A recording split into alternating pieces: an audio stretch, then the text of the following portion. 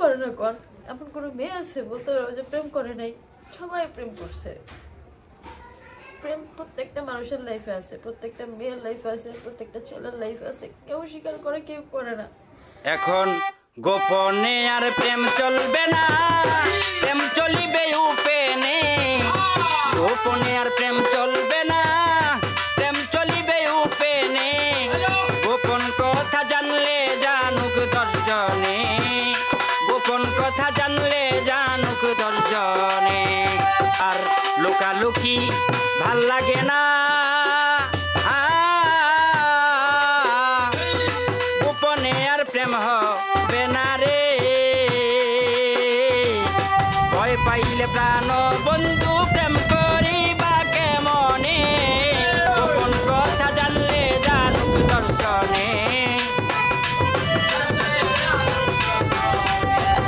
Hello, welcome back to ইতিহাসের সর্বশ্রেষ্ঠ ধামাকা with protest with Libra and Khairul বাশারের গান শুনে সবাই বুঝতে পেরেছেন আজকে গোপন প্রেমের কথা ফাঁস হবে। পিরিতি শিখাইয়া রাখ, তোরা যে কোন কারণে বইয়ারিস আমি সব মতলব বুঝি, ঠিক আছে বলা ভাই? যাক, অসুবিধা নাই, রাজি আসিনি সবাই ইনশাল্লাহ। তো আপনারা সবাই অধীর আগ্রহে যেই কল রেকর্ডের জন্য ওয়েট করছেন, সেই কল রেকর্ড আমি শেয়ার করব। তার আগে কিছু আপু ওরফে ভাইয়া আপনাদেরকে বলছি, আমার চ্যানেলটা খুবই ছোট, তো আমি খুবই আমার পার্সোনাল জব আছে, তার ফাঁকে আমি যে কাজ করছি এখানে, তো এগুলা ডাটা আমার হচ্ছে কালেক্ট করতে অনেক পরিশ্রম করতে হয়, প্লাস টাইম দেওয়া লাগে। আমি কিন্তু একটা নির্দিষ্ট ভিডিওর উপরে কারো নির্দিষ্ট ব্লগের উপরে কোনো কথা বলি না। আমি দেখা যায় যে অনেক আগের বছরখানেক আগের কথা তুলে নিয়ে আসি এবং সেটা প্রুফ সহকারী দেখাই। তা আপনারা যদি আমার ভিডিও থেকে আপনাদের ব্লগে কোনো কথা শেয়ার করেন বা আমার ব্লগে যেসব কথা বলা হয় সেগুলো গিয়ে আপনাদের ব্লগে বলেন, প্লিজ একটু ক্রেডিট দিন। কারণ অনেক আপনাদের হচ্ছে আমার ভিডিও থেকে বলা কথা আপনারা কপি করে যদি আপনাদের ভিডিওতে বলেন, স্বাভাবিকভাবে আপনারা আমার থেকে অনেক আগে ভিডিও দেন, সো আপনাদের ভিউয়ার্স বেশি হচ্ছে, কিন্তু পরিশ্রমটা কিন্তু আমার হচ্ছে। তো আপনারা জাস্ট ক্রেডিট দেন, এতেই আমি খুশি যে হ্যাঁ আমরা ওই চ্যানেল থেকে এই তথ্যটা পেয়েছি, ঠিক আছে, এতেই আমি খুশি।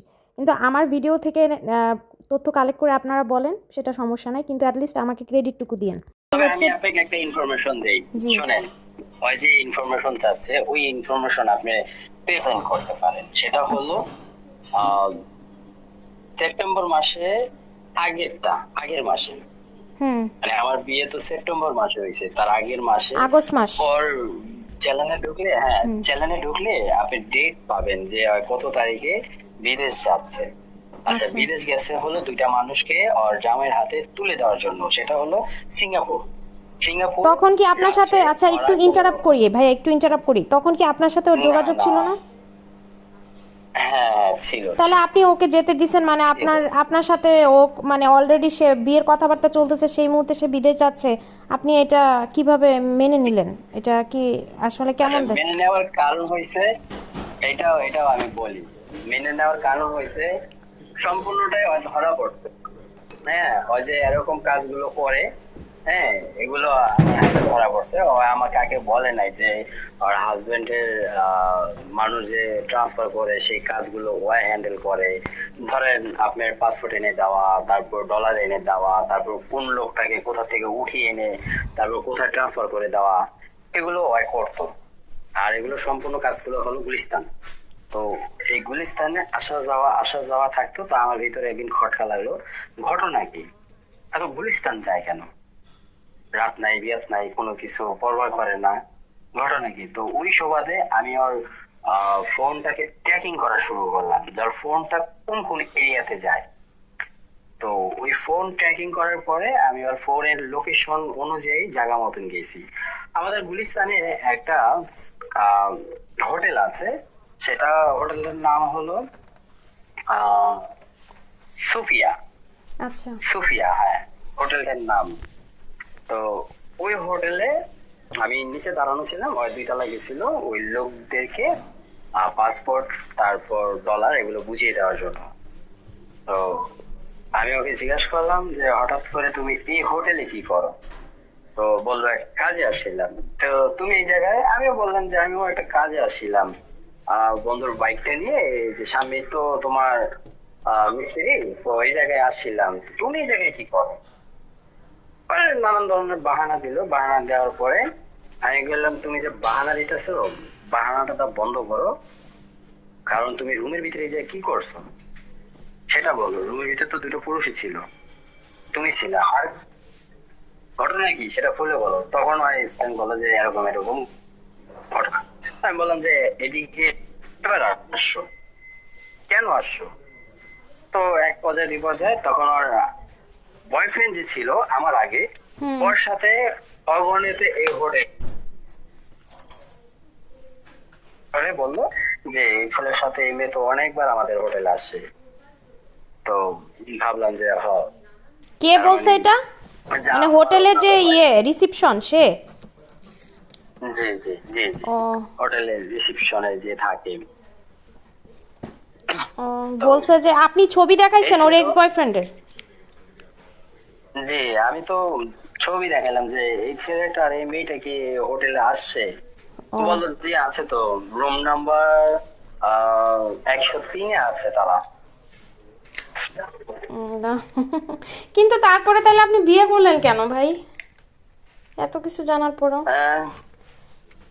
এত কিছু জানার পরে ওই সুরজ নামে যে তার হাজবেন্ড ছিল, ওই হাজবেন্ডের লাস্ট একটা কাজ ছিল, আর ওই কাজটাই হলো বিদেশ যাওয়া করতে হবে। সেটা কি ছিল সেটা আমাকে বলছে যে আমি যাব, আমার আব্বুর একটা স্বপ্ন ছিল আমি কোনো একদিন বিদেশ যাব ঘোরার জন্য। ঘুম ভাঙ বুঝাইছে।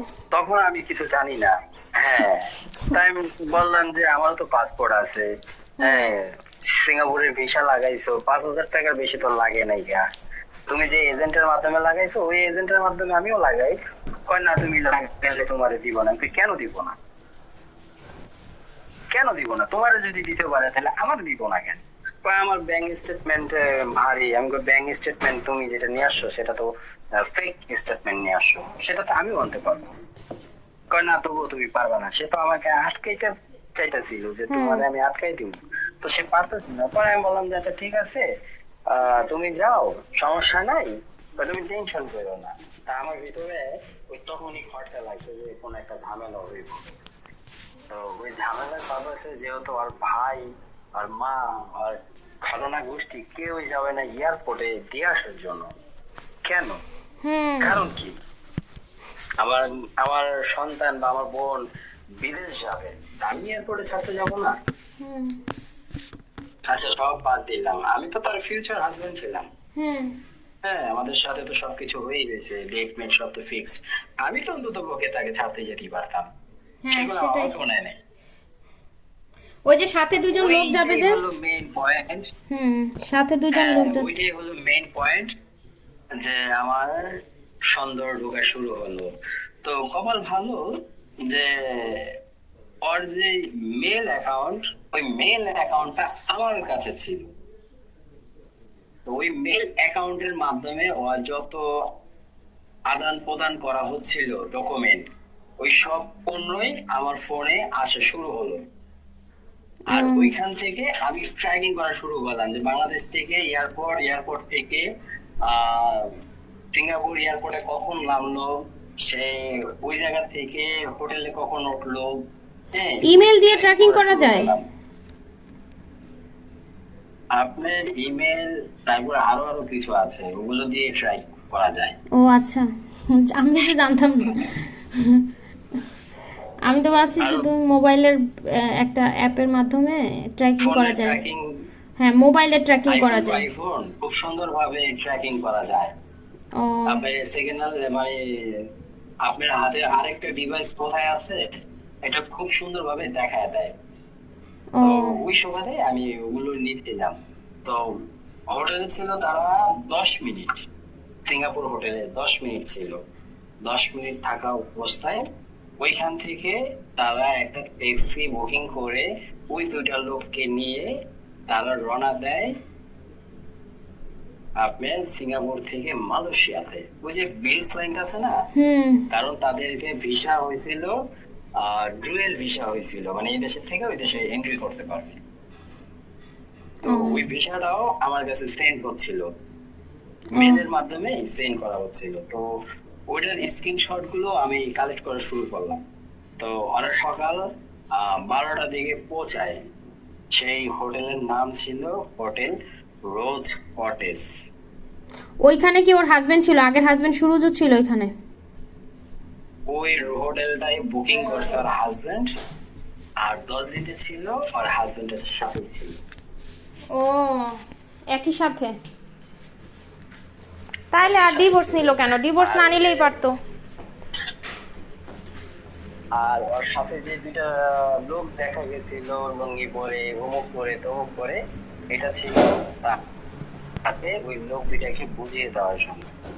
আর এই বিনিময়ে ওর দুইটা লাভ হয়েছে। এক হলো 3 লক্ষ টাকা ক্যাশ পেয়েছে, আর দ্বিতীয় হলো দুইটা দেশ ফ্রিতে ঘুরে আসছে। ভ্রমণ করতে পারছে। জি।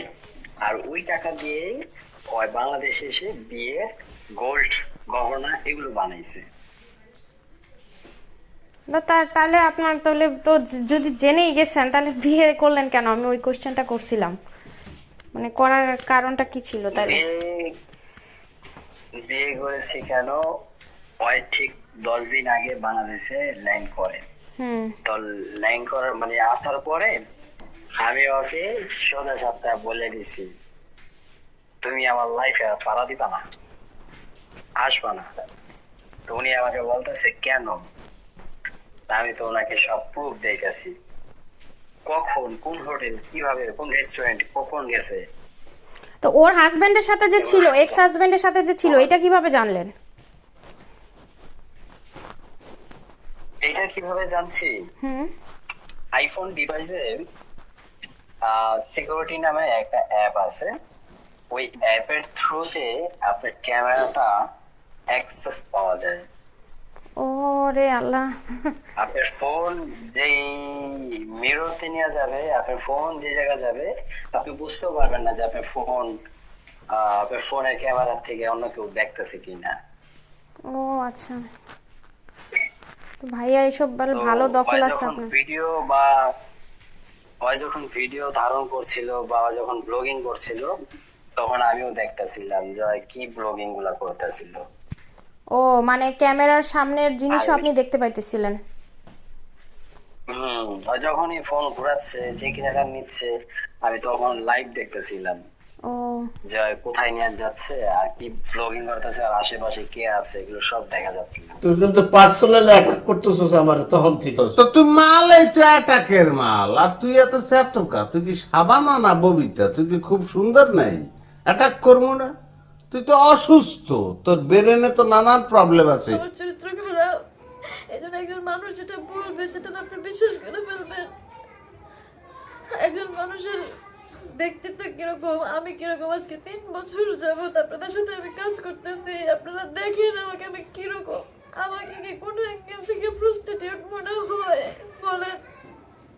সোশ্যাল মিডিয়া ছেড়ে দিব, এই দুনিয়া ছেড়ে দিব, আমি মানে সমাজে তো মুখ দেখাবোই না, আমি পুরো দুনিয়া থেকে চলে যাব। সত্যি কথা বলতেছি, আল্লাহর কসম। তোর 20 1 নম্বর টানছি, কারণ 5 মিনিটের মধ্যে সব শেষ। তো জ্বালা পুরা হবে, বুঝছস? মরণও তো সহজ না, মরণে কষ্ট আছে। কোন খাবি? আপনি তো ব্যস্ত হইতেছেন কি জন্য? সময় হোক, তাড়াতাড়ি খা, দেখা যায়। কই খা, দেরি করতেছিস কি জন্য? বিসমিল্লাহ বললে খা। মজাক করে বলছি, মজাক করতে আমার ভালো লাগে। বড় বিপজ্জনক মেয়ে। অহংকার জমানা হইতেছে দুষ্ট লোকের জমানা। বালা মানুষের কপালে বাত নাই, দুষ্ট মানুষ থাকে দুধে ভাতে। তো দর্শক, আজকে রাজের কল রেকর্ড আমি এতটুকু পর্যন্ত শেয়ার করলাম। নেক্সট তার সাথে আমার আরও অনেক কনভারসেশন আছে এবং সেটা একটা বিশাল ধামাকা।